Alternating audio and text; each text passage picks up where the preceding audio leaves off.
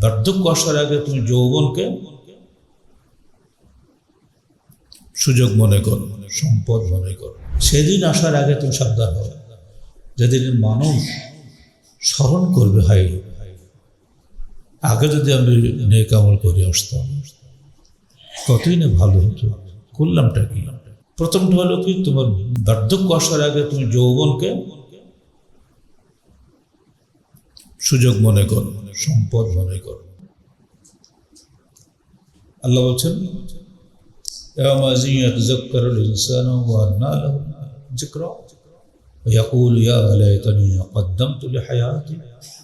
সূরা ফজর 23-24 আয়াত। সবাই আপনি আয়াতগুলো পুরো ডেলি পড়েন। সেদিন আসার আগে তুমি সাবধান হও, যেদিন মানুষ স্মরণ করবে, হাই আগে যদি আমি নেক আমল করে আসতাম কতই না ভালো হতো, করলামটা কি।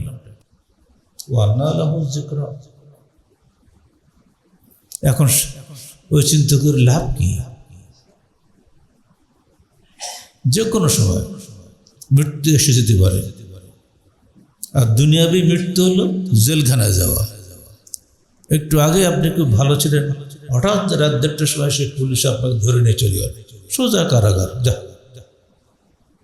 আর আমি কাজ করতেও পারছি না, মসজিদে যাওয়ার নেকিও পাচ্ছি না, জামাতে সালাতের নেকিও পারবো না, সব শেষ। এটা তো দুনিয়াবি মৃত্যু বললে হয়, কার সাথে কোনো সম্পর্ক নেই।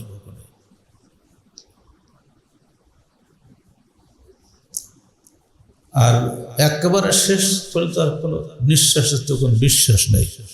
করোনার সময় কি আমাদের উপর দিয়ে ঝড় বয়ে যায়নি? প্রতিদিন এখানে মানুষ মরেছে।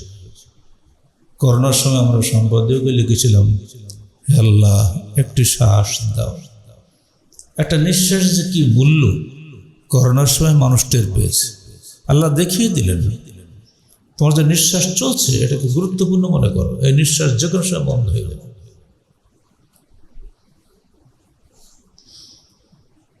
যৌবন সম্পর্কে আল্লাহ রসুলের একটা গুরুত্বপূর্ণ হাদিস রয়েছে। একদিন তিনি সবাইকে উপদেশ দিয়ে বলছেন, দেখো সাবআতুন ইযুল্লুহুল্লাহু ইয়াওমা কিয়ামা ইয়াওমা লা যিল্লা ইল্লা যিল্লুহু।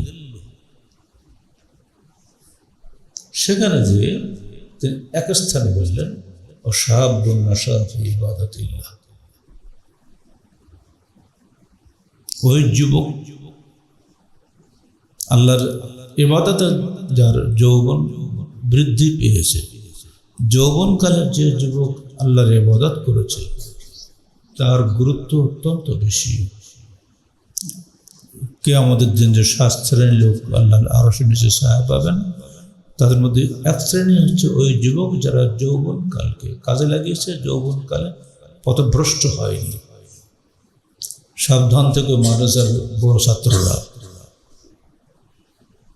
পরশুদিন পর্যন্ত রিপোর্ট আসছে পত্রিকায়, বিভিন্ন মাদ্রাসার অবস্থা আসছে। সাবধান, আমরা মাদ্রাসা চালাই, শিক্ষক ছাত্র যারা আছে সবাই কঠোর ভূমিকা নেবা, যেন যৌবনে এরকম পথভ্রষ্ট না হয়। যদি এরা পথভ্রষ্ট হয়ে যায়, মূলত আমরা এবং অভিভাবকরা দায়ী হয়ে যাব। বাবা মা যারা আছেন তারা তাদের সন্তানদেরকে, যারা যৌবন প্রাপ্ত হচ্ছে তাদের পেছনে কঠোর ভূমিকা রাখবেন, যেন পথভ্রষ্ট না হয়ে যায়। আত্মাহারিক টিভি, ওহির আলোয় উদ্ভাসিত জীবনের জন্য।